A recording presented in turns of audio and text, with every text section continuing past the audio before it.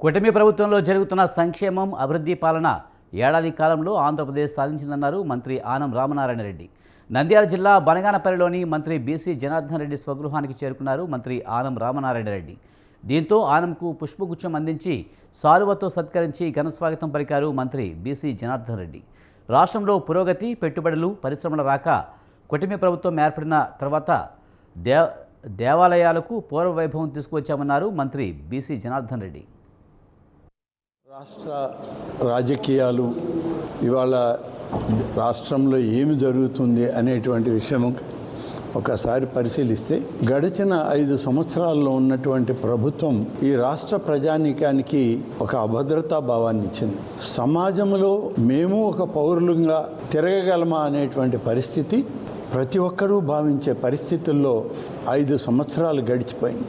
ఈ 5 సంవత్సరాల తర్వాత తిరిగి ఎన్నికలు వస్తే ఆంధ్రప్రదేశ్ రాష్ట్ర ప్రజల ముందుకు తెలుగుదేశం పార్టీ జాతీయ అధ్యక్షులుగా శ్రీ నారా చంద్రబాబు నాయుడు గారు, ప్రధాన కార్యదర్శిగా యువగళ పాదయాత్ర నేతగా శ్రీ లోకేష్ గారు, వారితోటి కూటమి నాయకులుగా శ్రీ పవన్ కళ్యాణ్ గారు, అప్పటికీ ఇప్పటికీ ప్రధానిగా ఉన్న శ్రీ నరేంద్ర మోడీ గారి ఆశీస్సులతో ఈ రాష్ట్రంలో ఒక కూటమి ఏర్పడడం, ఆ కూటమి ద్వారా ప్రజల ముందుకెళ్ళి మా పరిపాలనను మంచి పరిపాలన అందిస్తాం, సుపరిపాలన ఇస్తాం, క్షాళన దిశగా సాగుతున్నాం. రాష్ట్ర రాజకీయాలు. నంద్యాల జిల్లా బనగానపల్లె పట్టణంలోని మసీదులో గదుల ప్రారంభోత్సవ కార్యక్రమాన్ని ఏర్పాటు చేశారు. ఈ కార్యక్రమంలో మంత్రి బీసీ జనార్దన్ రెడ్డి పాల్గొని 10 లక్షల రూపాయలు తన సొంత నిధులతో భవన సముదాయం నిర్మించారు. కొండపేట వాసులతో కాసేపు వాళ్లతో ముచ్చరించి వారి సమస్యలను తెలుసుకుని త్వరలోనే పూర్తి చేస్తానని హామీ ఇచ్చిన మంత్రి బీసీ జనార్దన్ రెడ్డి ఇచ్చిన హామీ నెరవేర్చడంలో మంత్రి బీసీ జనార్దన్ రెడ్డికి ఎవరూ సాటిలేరని ముస్లిం సోదరులు తెలిపారు. బీసీ జనార్దన్ రెడ్డి గారు గత ఎలక్షన్లలో ఈ మసీదుకు రూములు, ఇండ్లు కట్టిస్తానని మాట ఇచ్చినారు. ఆ మాట ప్రకారము తన సొంత నిధులు 10 లక్షలు ఖర్చు పెట్టి రూములను, ఇంటిని పూర్తి చేశారు. కావున ఈరోజు ఆ రూములు, ఇల్లు ప్రారంభోత్సవానికి చేసిన మన బీసీ జనార్దన్ రెడ్డి గారికి మసీద్ కమిటీ తరఫున మేము అభినందనలు తెలుపుతున్నాం. ఎన్ని లక్షలు ఇది? 10 లక్షల సొంత నిధులు, అన్నగారి సొంత నిధులతో 10 లక్షల నిధులతో పూర్తి చేశారు. రాష్ట్ర కొండపేట ఇది ఏకమాన్ మసీద్ మన మినిస్టర్ గారు తన సొంత నిధులతో 10 లక్షల రూపాయలతో ఎన్నికల ముందు హామీ ఇచ్చినారు. ఇచ్చిన హామీ నిలబెట్టుకున్నారు. బీసీ అంటే అభివృద్ధి, అభివృద్ధి అంటేనే బీసీ. ఇది కొటేషన్ మనది. ఇంకొకటి వచ్చేసి ఈ మసీద్కి మనకు ఎటువంటి ఇన్కమ్ లేదు. అందువల్ల మేము మినిస్టర్ సార్ని గారి దగ్గరికి అడగడం జరిగింది. అడిగిన వెంటనే మాట ఇచ్చినారు, మీకేమి ఎలక్షన్ అయిపోతేనే. శ్రీకాకుళం జిల్లా పలాస కాశీబుగ్గపట్న ప్రజల చిరకాల వాంఛైన రైల్వే ఫ్లైఓవర్ బ్రిడ్జిని వచ్చే ఏడాది మార్చిలోగా పూర్తి చేస్తామని తెలిపారు మంత్రి కింజరాపు అచ్చెన్నాయుడు. రైల్వే ఫ్లైఓవర్ వంతెన పనులకు శంకుస్థాపన చేశారు. ప్రభుత్వం ప్రజల ఆకాంక్షలకు అనుగుణంగా ప్రజా సహకారంతో శాశ్వతంగా నిలిచేలా అభివృద్ధి పనులు చేస్తామన్నారు. గత ప్రభుత్వంలో రైల్వే బ్రిడ్జి నిర్మాణ గుత్తేదారులకు బిల్లులు చెల్లించకపోవడం వల్ల పనులు నిలిచిపోయాయని ఆవేదన వ్యక్తం చేశారు. రైల్వే వంతెన పనులను ప్రతిష్టాత్మకంగా తీసుకుని నిరంతర పర్యవేక్షణతో పనులు వచ్చే ఏడాది మార్చిలోగా పూర్తయ్యే విధంగా చర్యలు తీసుకుంటానన్నారు. ఆ కార్యక్రమం నెరవేరుతుంది, లేకపోతే నెరవేరే పరిస్థితి లేదు. అయితే నేను గతంలో వచ్చినప్పుడు కూడా చెప్పాను, ఈ ప్రాజెక్టు వల్ల ప్రజలకి మేలు జరిగే ఆలోచనలే చేస్తాం, ప్రజలకి నష్టం జరిగే ఆలోచనలు ఎక్కడ కూడా మేము చెయ్యం. అసలు ప్రజలందరూ కూడా అర్థం చేసుకోవాలి. ఈ మధ్యకాలంలో క్యాబినెట్ ఏదైతే పలాస ఎయిర్పోర్ట్ అంటే శ్రీకాకుళం జిల్లాకు చెందినటువంటి ఎయిర్పోర్ట్, కుప్పం ఎయిర్పోర్ట్కి ఇక్కో నుంచి నిధులు తెచ్చి ఇక్కడ సర్వే చేసి ల్యాండ్ ఎక్విజిషన్ పూర్తి చేయాలని చెప్పి నిర్ణయం చేశాం. ఇక్కడ రైతులు ఆందోళన చెందవలసిన అవసరం లేదు. ఇప్పుడు ఉన్నదానికంటే మీకు మెరుగైనటువంటి విధానం ఆలోచిస్తారు. మొన్న క్యాబినెట్లో ముఖ్యమంత్రి గారు కూడా నాకు ఇంకొక విషయం ఏం చెప్పారంటే, రాబోయే స్థానిక ఎన్నికల్లో దక్షిణ తెలంగాణలో కూడా బీజేపీ ఎక్కువ సంఖ్యలో గెలుస్తుందని తనకు పూర్తి నమ్మకం ఉందని ధీమా వ్యక్తం చేశారు బీజేపీ రాష్ట్ర అధ్యక్షులు రామచంద్రరావు. భద్రాద్రి కొత్తగూడెం జిల్లాలో బీజేపీ రాష్ట్ర అధ్యక్షులు రామచంద్రరావు పర్యటించారు. తన మొదటి పర్యటనను దక్షిణ తెలంగాణ నుంచే ప్రారంభించినట్లు ఆయన తెలిపారు. నల్గొండ, మహబూబ్నగర్ జిల్లాల పర్యటన అనంతరం ఈరోజు ఖమ్మం జిల్లాలో తన పర్యటన ఆఖరి రోజు అని పేర్కొన్నారు. రేపటి నుంచి మహబూబాబాద్లో పర్యటిస్తానని, ఆగస్టు 5, 6 తేదీల్లో ఉత్తర తెలంగాణలో తన పర్యటన ఉంటుందని వెల్లడించారు. దక్షిణ తెలంగాణలో గతంలో బీజేపీకి సీటు రాకపోయినా ఓట్ల శాతం పెరిగిందని రామచంద్రరావు గుర్తు చేశారు. దక్షిణ తెలంగాణలో కూడా భారతీయ జనతా పార్టీ బలపడుతుందని ఆయన అన్నారు. తెలంగాణలో భారతీయ జనతా పార్టీకు గతంలో సీట్లు రాకుండా ఓటు శాతం పెరిగింది. కానీ ఈరోజు దక్షిణ తెలంగాణలో కూడా భారతీయ జనతా పార్టీ పెరుగుతున్నటువంటి యొక్క పవనాలు మనకు కనబడుతున్నాయి. ఇక్కడ పర్యటిస్తుంటే చాలా వరకు ప్రజలు కానీ, మేధావులు కానీ, విద్యార్థులు కానీ బీజేపీని ఆదరిస్తూ ఉన్నారు. నా అన్ని మీటింగ్స్లో కూడా మేధావులు ఎక్కువ మంది వచ్చిపోతున్నారు. ఇక్కడ కార్యకర్తల ఉత్సాహం ఉన్నది. వచ్చేటటువంటి స్థానిక ఎన్నికల్లో దక్షిణ తెలంగాణలో కూడా, అది నార్త్ తెలంగాణ ఎట్లయినా గెలుస్తాం ఎక్కువ, ఇక్కడ కూడా భారతీయ జనతా పార్టీ ఎక్కువ సంఖ్యలో ఈ స్థానిక ఎన్నికల్లో బీజేపీ గెలుస్తుందన్న పూర్తి నమ్మకం ఉంది. ఈ 3 రోజుల పర్యటన కూడా బ్రహ్మాండంగా సాగింది. కార్యకర్తల ఉత్సాహం ఉన్నది. ప్రజల్లో కూడా భారతీయ జనతా పార్టీ మీద విశ్వాసం పెరిగింది. భారతీయ జనతా పార్టీ మాత్రమే తెలంగాణలో ప్రత్యామ్నాయం అని చెప్పేసి కూడా ఈరోజు ఇక్కడ ప్రజలు భావించేటటువంటి ఒక ప్రయత్నం వాళ్ళు ఇక్కడ చూస్తూ ఉన్నారు. వాళ్ళ భావన ఉన్నది. తప్పకుండా మా ప్రయత్నము. రాష్ట్రంలో బీసీ కులగణన జరిగిన సందర్భంగా సిరిసిల్ల అంబేద్కర్ చౌరస్తాలో కాంగ్రెస్ పార్టీ నాయకులు సంబరాలు జరుపుకున్నారు. ఈ కార్యక్రమానికి ముఖ్య అతిథిగా హాజరైన కాంగ్రెస్ సీనియర్ నాయకుడు వి హనుమంతరావు రాహుల్ గాంధీ చిత్రపటానికి పాలాభిషేకం చేశారు. స్వాతంత్ర్యం వచ్చినప్పటి నుంచి ఇప్పటి వరకు కులగణన జరగలేదని తెలిపారు. స్వాతంత్ర్యం వచ్చిన తర్వాత ఇప్పటి వరకు కులగణన జరగలేదు. నేను ఓబీసీ ఎంపీస్ కన్వీనర్గా 3 సార్లు కలిసిన నరేంద్ర మోడీని, అయ్యా మా బీసీ జనాభా ఎక్కున్నది, దానికి సెపరేట్ మినిస్ట్రీ ఇవ్వాలి, మా బాధలు ఎక్కున్నాయి చదువులలో కానీ ఉద్యోగాలలో కానీ చెప్పినా నరేంద్ర మోడీ ఎన్నడూ పట్టించుకోలేదు. కానీ ఇవాళ మా అపోజిషన్ నాయకుడైనటువంటి రాహుల్ గాంధీ గారు కన్యాకుమారి నుంచి కశ్మీర్ వరకు 4500 కిలోమీటర్లు నడిచి రోడ్ వెంబడి ఉన్నటువంటి ప్రజలు, అది రైతులు కావచ్చు, నిరుద్యోగులు కావచ్చు, అట్టడుగున్నటువంటి పేదరికం కావచ్చు, మోదు బండి నడిపిస్తున్నటువంటి వాళ్ళు కానీ, పొలాలలో పనిచేస్తున్నటువంటి కూలీలు కానీ అందరినీ కలిశాడు. కానీ ఆయనకు ఎవరికి రాని ఆలోచన వచ్చింది. ఏమిటి ఇంత పెద్ద సంఖ్యలో ఉన్నారు, వీరికి సరి అయిన న్యాయం జరగాలంటే అని ఒక మాట్లాడు, we come to the power, wheel conduct caste wise census. దేశ స్వాతంత్ర్యం వచ్చిన తర్వాత ఇప్పటి వరకు కులగణన జరగలేదు.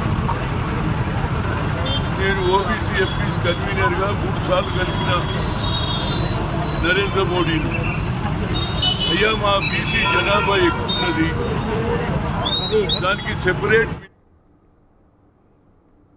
రాజన్న సిరిసిల్ల జిల్లా తంగళ్లపల్లి మండలంలోని బద్దెనపల్లి పాఠశాలలో విద్యార్థులకు సైకిల్ పంపిణీ చేశారు బీజేపీ జిల్లా అధ్యక్షులు రెండబోయిన గోపి. పాఠశాలలో 10th క్లాస్ చదువుతున్న 86 మంది విద్యార్థులకు అందజేయడం జరిగిందని తెలిపారు. విద్యార్థులు సైకిళ్లను సద్వినియోగం చేసుకోవాలని పిలుపునిచ్చారు. సహాయ మంత్రి బండి సంజయ్ కుమార్ గారి జన్మదినాన్ని పురస్కరించుకొని వారి జన్మదినం సందర్భంగా మోదీ గారి పేరు పైన ప్రభుత్వ పాఠశాలలో చదివే 10వ తరగతి విద్యార్థులకు మరి సైకిళ్ల పంపిణీ కార్యక్రమం ప్రారంభించారు కనుక అందులో భాగంగా తంగళ్లపల్లి మండలం బద్దెనపల్లి గ్రామంలోని ప్రభుత్వ ఉన్నత పాఠశాలలో మరి 86 మంది పిల్లలకు 38 మంది గర్ల్స్, 38 మంది బాయ్స్కి, 48 మంది బాయ్స్కి ఈరోజు సైకిళ్ల పంపిణీ కార్యక్రమం జరుగుతూ ఉంది. గౌరవ పార్లమెంటు సభ్యులు కేంద్ర హోంశాఖ సహాయ మంత్రి బండి సంజయ్ కుమార్ గారి జన్మదినాన్ని పురస్కరించుకొని వారి జన్మదినం సందర్భంగా మోదీ గారి పేరు పైన ప్రభుత్వ పాఠశాలలో చదివే 10వ తరగతి విద్యార్థులకు మరి సైకిళ్ల పంపిణీ కార్యక్రమం ప్రారంభించారు కనుక అందులో భాగంగా తంగలపల్లి మండలం బద్దన్నపల్లి శ్రీకాకుళం జిల్లా పలాస కాశీబుగ్గ మున్సిపాలిటీని పూర్తి స్థాయిలో అభివృద్ధి చేసేందుకు రంగం సిద్ధమవుతోంది. భవిష్యత్ అవసరాల దృష్ట్యా మాస్టర్ ప్లాన్ అమలు చేయాలని కూటమి ప్రభుత్వం నిర్ణయించింది. ఈ మేరకు పలాస కాశీబుగ్గ మున్సిపాలిటీని శ్రీకాకుళం పట్టణాభివృద్ధి సంస్థ పరిధిలోకి తీసుకువచ్చి 2046 వరకు అవసరాలకు తగిన విధంగా అభివృద్ధి చేయాలని నిర్ణయం తీసుకుంది.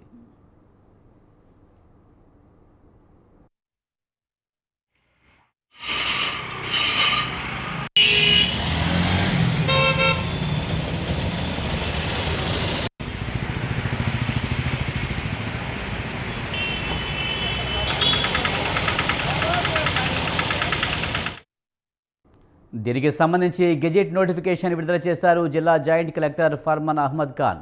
ఇటీవల 30 రోజుల్లోగా ప్రజలు తమ అభిప్రాయాలు చెప్పేందుకు గడువు కూడా ఇచ్చారు.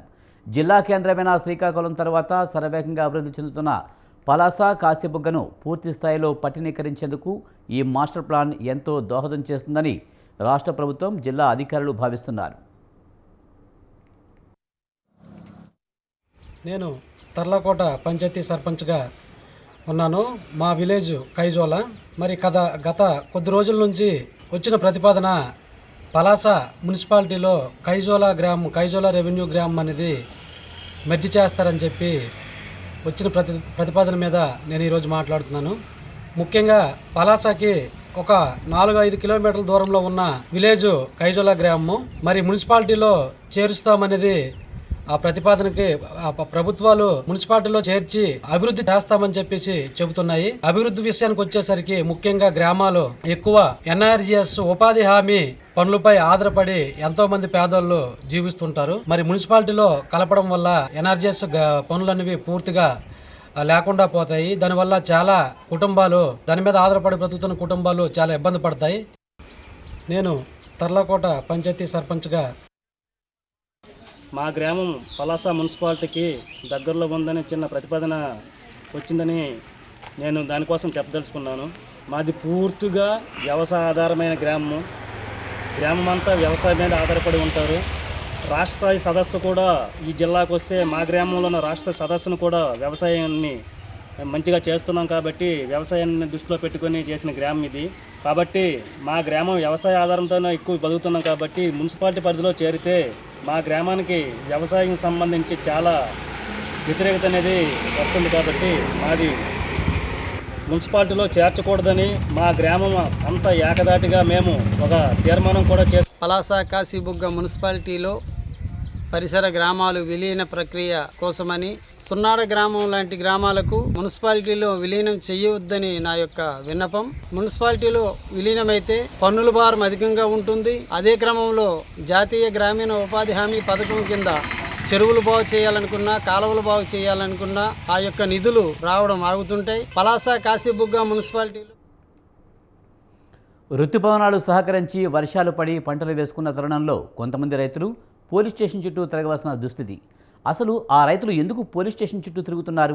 వారికి ఆ పరిస్థితి ఎందుకు ఏర్పడింది? 40 సంవత్సరాలుగా లేని సమస్య ఇప్పుడు ఎందుకు వచ్చింది? వరంగల్ జిల్లా రాయపర్తి మండలం కొత్తూరు గ్రామంలో జరుగుతున్న రైతుల వివాదంపై స్వతంత్ర ఎఫెక్ట్.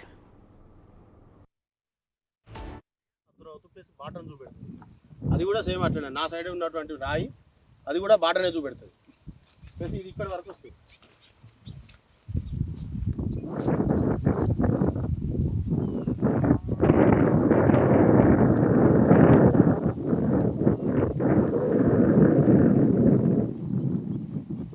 సైడ్ మా గెట్టు, సైడ్ అతని గెట్టు. ఇలా ఎవరు కూడా రావద్దు. ఇది బాటకు సంబంధించిన రావద్దు, గెట్టుకు సంబంధించిన రావద్దు. ఒక గ్రామంలో రైతులు గత 10 రోజులుగా స్థానిక పోలీస్ స్టేషన్ చుట్టూ తిరుగుతూ తమ సమస్య పరిష్కారం కోసం ఎన్నో ఇబ్బందులు ఎదుర్కొంటున్న పరిస్థితి వరంగల్ జిల్లా రాయపర్తి మండలం కొత్తూరు గ్రామ సమీపంలో ఉన్న వ్యవసాయ భూమిలో తమ వ్యవసాయ భూమికి వెళ్లే రోడ్డు సమస్యపై నెలకొంది. తాము సాగు చేసే వ్యవసాయ భూమిలోని విత్తనాలు దున్నేందుకు ట్రాక్టర్ను కూలీలను తరలించేందుకు 40 ఏళ్ల నుంచి బండ్ల బాటగా ఉన్న ఆ బాటకు రాజకీయ పలుకుబడితో ఓ వ్యక్తి ఈ సంవత్సరం దానిని మూసివేశారు. ఈ పరిస్థితిపైన పలువురు రైతులు తమ వ్యవసాయం సాగు కోసం ఎన్నో ఇబ్బందులు ఎదుర్కొంటున్నామని మొరపెట్టుకుంటున్న రైతులతో మా ప్రతినిధి అశోక్ ఫేస్ టు ఫేస్. రైతులు ఏంటంటే పంటలు వేసుకుంటున్నారు. ఈ పంటల క్రమంలో ఏంటంటే ఇక్కడ చూసుకున్నట్లయితే రాయపర్తి గ్రామం, లాబర్తి, ఇటు కొత్తూరు గ్రామం శివార్లో ఉన్నటువంటి పంట పొలాలు ఏవైతే ఉన్నాయో అక్కడైతే ఒక బాట విషయంలో అయితే రోజు రైతులు మాత్రం ఆవేదన వ్యక్తం చేస్తున్నారు. ఈ బాట సమస్య ఏంటి, ఏం గత వారం రోజులుగా ఇక్కడ బాట సమస్య ఎలా వస్తుంది, గత 40 సంవత్సరాలుగా లేని బాట సమస్య ఇప్పుడు ఎందుకు వచ్చింది అనే విషయం పైన ఇక్కడ ఉన్న స్థానిక రైతులు ఉన్నారు. ఆ రైతులను అడిగి తెలుసుకుంటాం. చెప్పండి సార్, అసలు బాట సమస్య ఎందుకు వచ్చింది, అసలు ఎలా వచ్చింది? ఎందుకు వచ్చిందంటే పెద్దలు తీసిన బాటలు ఇవి. పెద్దలు తీసిన బాటలు ఈయన కొని కూడా పక్క రైతు కూడా కొని 40 సంవత్సరాల కింద నుంచి కొన్న కాంచి కూడా పోనిస్తున్నాడు. ఇప్పుడు ఏమున్నది అంటే మధ్యలో 12 సంవత్సరాల కింద కెనాల్ వచ్చింది. కెనాల్ వస్తే దాని పక్కెంబడి నుంచి బాట చేసుకొని పాత బాటను జడగొట్టుకొని ఆయన దాంట్లో కలుపుకుంటేందుకు ప్రయత్నం చేస్తుంటే అరే ఇన్ని రోజుల నుంచి కొన్న కాంచి లేనిది ఇప్పుడు ఎందుకు చేస్తాను అంటే నా భూమి తక్కువ ఉన్నది, నేను ఈ బాట నా ఒక్కరికి సొంతం, మేము కొనుక్కున్నామంటే నువ్వు కొనుక్కున్న పేపర్లు తీసుకురావని మేము ఘర్షణ జరిగినది. ఆ ఘర్షణ జరిగినప్పుడు పెద్ద మనుషులు వచ్చినప్పుడు ఆయన పక్క మా పక్క రాళ్ళు ఉంటే వాళ్ళ పెద్ద మనుషులు ఏమన్నారు, రాళ్ళు పీకితే పంచాయతీ దిగుతుంది, ఆయనకి వెళ్ళున్న రాళ్ళని పీకేయనంటే మధ్యరాత్రి 12 గంటల టైంలో జేసీబీ తీసుకొచ్చి రాళ్ళు పీకి ఆ బాటనంతా జేసీబీతో చేస్తుంటే మేము చూసి వచ్చి ఆ జేసీబీని తీసుకుపోయి స్టేషన్లో మేము పెట్టినాం. స్టేషన్లో పెడితే కూడా ఆ పోలీసు వారు కూడా దాని మీద ఏం చర్య తీసుకోలేదు. సంవత్సరం కించి కూడా ఆపేసిండు. మళ్ళీ ఎందుకో ఈ కుల్ల యాకాంత అనే వ్యక్తి మన కాంగ్రెస్ పార్టీలో చిన్నగా లీడర్గా చేసుకుంటూ ఆయన ధైర్యం ఏంది కదా అంటే నేను ఒక ఎమ్మెల్యే గారు నాగరాజు తరపున నేను తిరుగుతున్నా, ఇప్పుడైతేనే ఇది సాధ్యమవుతుంది, ఈ బాటను నేను కలుపుకుంటా ఇక్కడి నుంచి అక్కడికి అనే దాని మీద ఒకసారి సిఐ గారిని తీసుకొచ్చిండు. సిఐ గారు కూడా చూసి మమ్మల్ని పిలిపించుకున్నాడు. అరే బాట సమస్య ఏందా, మరి ఆయన దాంట్లో ఆయన సొంతం బాట అంటే ఆయన కొనుక్కోలేదు సార్, ఆయనకు అమ్మిన వాళ్ళు ఉన్నారు, వాళ్ళ వాంగ్మూలం మీరు తీసుకోవాలంటే వాళ్ళ వాంగ్మూలం తీసుకుంటే బాట ఖాళీగా వదిలిపెట్టిపోయినాం. బాటకు డబ్బులు లేదే బాబు, మీరు బాట పోనీ అని వాళ్ళు చెప్పినా కానీ ఆ సార్ కూడా చూసిండు. 3 కిలోమీటర్ల నుంచి బాట అది, 3 కిలోమీటర్ల నుంచి ఈయన చేని దాకా ఉంచుతాడు. ఈ చేని కాడ కనీసం 50 మంది రైతులు కూడా బాటలు వదిలిపెట్టిండ్రు. ఈ నుంచి 20-30 మంది రైతులం పోతున్నాం. ఈ బాటను కడి చేసి కలుపుకొని చేస్తున్నాడు. మళ్ళీ ఏసీబీని కూడా తీసుకొచ్చిండు.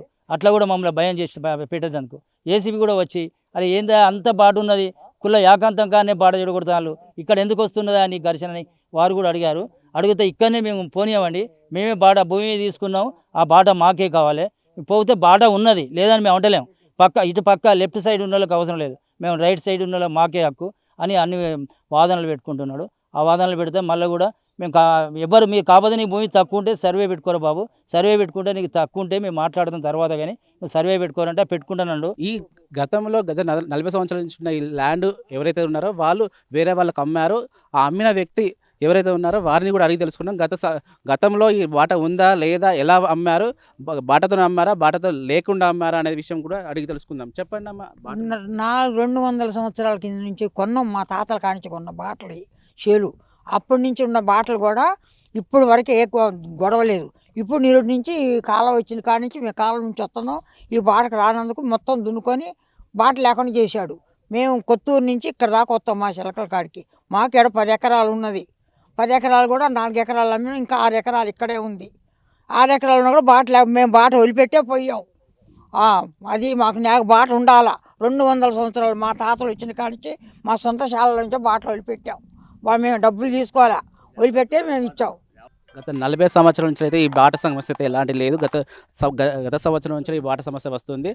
ఈ యాకాంతం ఎవరైతే ఉన్నారో వారైతే ఆ కాంగ్రెస్ పార్టీకి చెందిన వ్యక్తి, ఆ కాంగ్రెస్ పార్టీ అండదండలతో ఇలాంటి కార్యక్రమాలకు చేస్తున్నారని తెలుస్తుంది. ఇక్కడ ఏమవుతుందంటే గత 40 సంవత్సరాల నుంచి లేని సమస్య ఇప్పుడు ఎందుకు తీసుకొస్తున్నారు అనేది ఇప్పుడు రైతులు మాత్రం ఆవేదన వ్యక్తం చేస్తున్నారు. గత 10 రోజుల్లో అయితే వీళ్ళు రాయపర్తి పోలీస్ స్టేషన్ ఏదో ఉందో అక్కడైతే తిరుగుతున్నారు. మాకు నాట్లు వేసే సమయంలో ఇలాంటి సమస్య పెట్టి మమ్మల్ని అటు పంటలు పండించుకోకుండా మమ్మల్ని స్టేషన్ చుట్టూ చెప్తున్నారని చెప్పేసి మాత్రం రైతులు ఆవేదన వ్యక్తం చేస్తున్నారు. కెమెరామెన్ అంజితో అశోక్, స్వతంత్ర టీవీ, వరంగల్. వర్షాలు పడుతున్న క్రమంలో పుట్టగొడుగు అనగానే సాధారణంగా తెలుపు రంగులోనే ఉంటుందని అనుకుంటాం. కానీ కొమరం భీం ఆసిఫాబాద్ జిల్లా కాగజ్ నగర్ అడవుల్లోకి వెళ్తే రంగురంగుల పుట్టగొడుగులు దర్శనమిస్తాయి. న్యూజిలాండ్లో కనిపించే అరుదైన జాతి నీలిరంగు పుట్టగొడుగుతో పాటు ఆరెంజ్, ఎల్లో కలర్లో ఉన్న మష్రూమ్స్, గుండ్రంగా వెదురు పుట్ట మాదిరిగా ఉండే పుట్టగొడుగులు సైతం కనిపిస్తున్నాయి.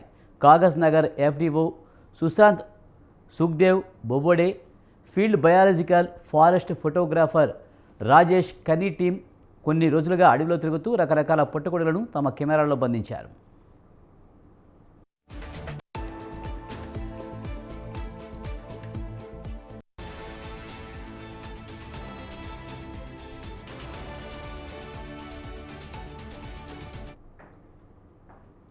కడప జిల్లా బద్వేలు పరిధిలోని మడకలవారిపల్లె ఎస్సీ కాలనీ వద్ద నేషనల్ హైవేపై 67 రహదారిని దళిత రైతులు దిగ్బంధం చేశారు. గోపవరం మండలంలో దళితులకు కేటాయించిన భూమిలో ఎంఐజీ లేఅవుట్ వేసి పోలీసుల ఆధ్వర్యంలో అధికార పార్టీ నేతలు పనులు మొదలుపెట్టారంటూ ఆవేదన వ్యక్తం చేశారు.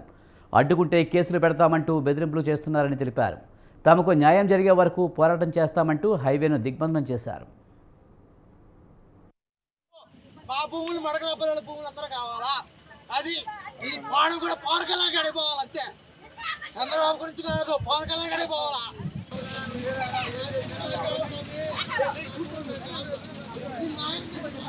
ఓ రాజా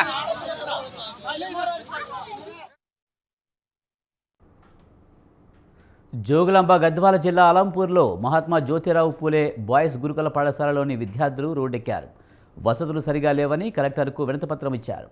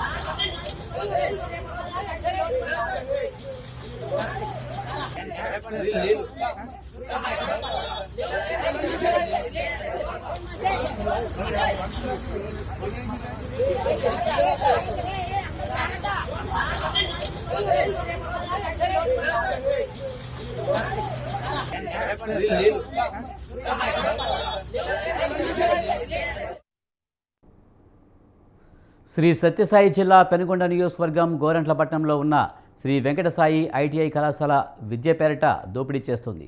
దాదాపు 50 మంది విద్యార్థులు స్కాలర్షిప్ డబ్బులను తమ అకౌంట్కు ట్రాన్స్ఫర్ చేసుకుంది యాజమాన్యం. 5 నెలలు కావస్తున్నా విద్యార్థులకు ఇవ్వకుండా భారీ మోసానికి పాల్పడుతుంది. గోరంట్లపట్నంలో ఉన్న శ్రీ వెంకటసాయి ఐటీఐ కళాశాలలో దాదాపు 80 మంది విద్యార్థులు చదువుతుండగా వీరి వద్ద నుంచి వార్షిక ఫీజు 15,000 నుంచి 18,000 రూపాయల వరకు కట్టించుకున్నారు. విద్యా దీవెన కింద రాష్ట్ర ప్రభుత్వం విద్యార్థులకు ఇస్తున్న డబ్బును కళాశాల ప్రిన్సిపాల్ తన ఖాతాకు జమ చేయించుకున్నారు. ఫిబ్రవరిలోనే సొమ్ము మొత్తం ఖాతాలో జమ అయినా తమకు ఇవ్వట్లేదంటూ విద్యార్థులు వారి తల్లిదండ్రులు ఆరోపిస్తున్నారు. ఈ మేరకు స్థానిక పోలీస్ స్టేషన్లో ఫిర్యాదు చేశారు. దీంతో స్పందించిన సిఐ శేఖర్ కళాశాల యాజమాన్యాన్ని పిలిపించి విద్యార్థుల లిస్టును తీసుకురావాలని ఆదేశించారు. లేని పక్షంలో క్రిమినల్ కేసులు నమోదు చేస్తామని హెచ్చరించారు.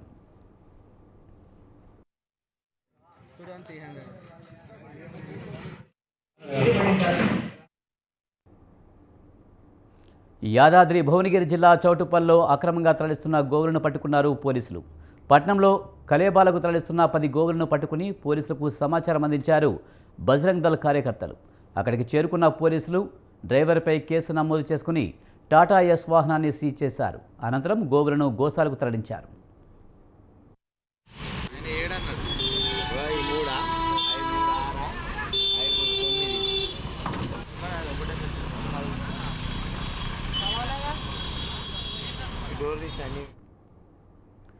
అనకాపల్లి జిల్లాలో పేకాట స్థావరాలపై పోలీసులు దాడులు నిర్వహించారు. సిఐ విజయ్ కుమార్ ఆధ్వర్యంలో జరిగిన ఈ దాడుల్లో 3 వ్యక్తులను అరెస్ట్ చేశారు. వారి వద్ద నుంచి 5,11,620 నగదు, 4 మొబైల్స్ను స్వాధీనం చేసుకున్నామని తెలిపారు. మరో 15 మంది పరారయ్యారని, తదుపరి విచారణలో భాగంగా పరారైన వారితో పాటు పేకాట స్థావరం ఆర్గనైజింగ్ చేసిన వారిని గుర్తించి కేసు నమోదు చేస్తామని అన్నారు. మా ఎస్ఐ గారికి రాబడినటువంటి సమాచారం మేరకు తోటాడ ఊరికి వెళ్ళేటువంటి శివారం ప్రాంతం అనకాపల్లి, అదేవిధంగా మునోపాక బోర్డర్ లో కొబ్బరి తోటలో ఒక పేకాట ఆడుతున్నారని తెలిసి వెంటనే వారి సిబ్బందితో పాటు వెళ్ళి దాడి చేయడం జరిగింది. ఆ శిబిరంలో దాదాపు ఒక 15 మంది నుంచి 20 మంది దాకా ఆడుతున్నారని తెలిసింది. ఆ క్రమంలో వెళ్ళి పట్టుకుంటే 3 పర్సన్స్ దొరికారు. ఆ 3 పర్సన్స్ కూడా ఒకరు కాకినాడ, మరొక వ్యక్తి. నంద్యాల జిల్లా బనగానపల్లి మండలం ఇల్లూరు కొత్తపేటకు చెందిన నూరు అహ్మద్ను చోరీ కేసులో అరెస్ట్ చేశారు పోలీసులు. నిందితుడి నుంచి 4,80,000 విలువైన 75 గ్రాముల బంగారు ఆభరణాలు, 450 గ్రాముల వెండి సొత్తును స్వాధీనం చేసుకున్నారు పోలీసులు. జాఫర్ హుసేన్ కుటుంబ సభ్యులు ఇంటికి తాళం వేసి వేరే ఊరికి వెళ్లడంతో ఇంటి పక్కనే ఉన్న నూర్ అహ్మద్ ఈ నెల 26న అర్ధరాత్రి జాఫర్ హుసేన్ ఇంటి తాళం పగలకొట్టి బీరువాలో ఉన్న బంగారు వెండి ఆభరణాలను ఎత్తుకు వెళ్లాడన్నారు. అనంతరం నిందితుడిపై కేసు నమోదు చేసి రిమాండ్కు తరలించినట్లు సీఐ ప్రవీణ్ కుమార్ తెలిపారు. లోపల చిన్న చిన్న అరలన్నిటి తాళాలు వేసి తీసుకొని పోతే వాటన్నిటిని కూడా అక్కడే ఉన్నటువంటి సుత్తి, తర్వాత పెద్దది స్క్రూ డ్రైవర్ అటన్నిటితో పెట్టి మెండేసినాడు. మెండి ఓపెన్ చేసి దాంట్లో ఉన్నటువంటి 10 గ్రాములు ఒకటి, 30 గ్రాములు ఒకటి, 20 గ్రాములు ఒకటి ఇట్లా ఉన్నటువంటి వస్తువులు, బంగారు వస్తువులు మొత్తం వచ్చేసి 7.5 తులాలు, సుమారు 4,80,000 దాకా ఉంటుంది. ఈ 2 బంగారం వెండి వస్తువులు అన్నింటినీ కూడా దొంగిలించి తీసుకొని పోయినాడు. అతని మీద కోపంతో పాటు ఎలా అయినా సరే అతని దగ్గర ఉన్నటువంటి బంగారాన్ని దొంగిలించాలనే ఉద్దేశంతో అతని యొక్క ఇంటిని రాత్రిపూట వెళ్లి అక్రమంగా చొరబడి ఇంట్లో ఉన్నటువంటి బంగారం మరియు వెండి వస్తువులు తీసుకెళ్లడం జరిగింది. ఇతను దగ్గర నుంచి ఇంకా మాకు ఒక బంగారపు రింగ్ ఒకటి రావాల్సి